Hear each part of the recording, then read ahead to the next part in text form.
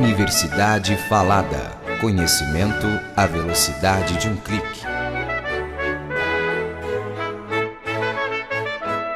A Universidade Falada apresenta o audiolivro História do Teatro, Aula 1, Idade Antiga, de autoria de Marco Antônio Guerra.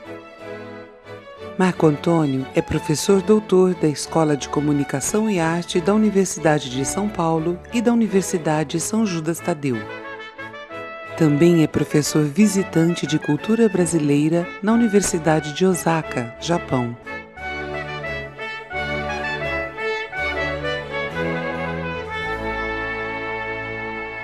Bem-vindos a esse curso de História do Teatro e que, evidentemente, não vai cobrir tudo, porque isso é impossível em 8 aulas, mas eu espero que a gente possa ter uma boa base ou, pelo menos, um início de assunto, e se interessar e se discutir sobre esse fenômeno chamado de teatro, tão antigo e tão imemorial quanto o próprio homem.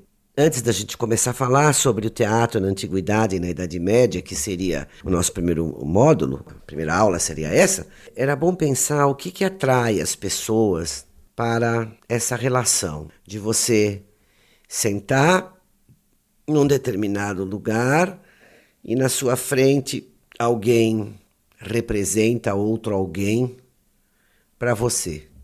Então, esse ato mágico que se perde lá na pré-história, que se perde entre os contadores de história, que na verdade já seriam os primeiros atores, porque para contar uma história você tem que usar a voz, o corpo, a expressão. Então você tem aí uma maneira já de performance ligada a esse contar a história, ligada aos rituais religiosos, que determinam, inclusive, a ideia de um espaço mágico. O teatro acaba sendo um espaço mágico, queremos ou não, porque é onde você tem essa transformação, é onde se dá o ritual da transformação. E se você pensar hoje, por exemplo, é muito ritualístico você entrar numa sala e sentar-se numa poltrona, há um ruído que diz que alguma coisa vai começar, uma campainha que toca, uma luz que vai apagando, uma cortina na sua frente que se levanta. E alguém aparece representando ali, naquele espaço onde a cortina se levantou. Então isso é um aspecto que ainda tem muito de ritualístico e de mágico. Há uma coisa mágica, ritualística. Está ali, é ancestral e continua. Então é nesse sentido que a gente pode começar a pensar, não é, como é que esse teatro se organizou. De uma certa maneira, então, ela se perde no tempo, essa origem. Não se pode determinar, é aqui que começa. Mas como o teatro envolve voz, como o teatro envolve corpo, então possivelmente ele se perde mesmo nas origens rituais, nas origens mágicas. O ritual xamânico, né, onde o médium, no caso o xamã, né, recebe os espíritos, não deixa de ser uma grande teatralização.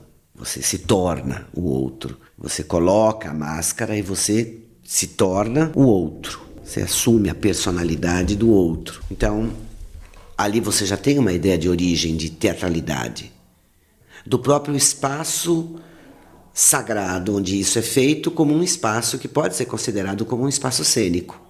E a outra vertente para isso é a oralidade em si. Nada é mais teatral do que o contador de história numa sociedade oral.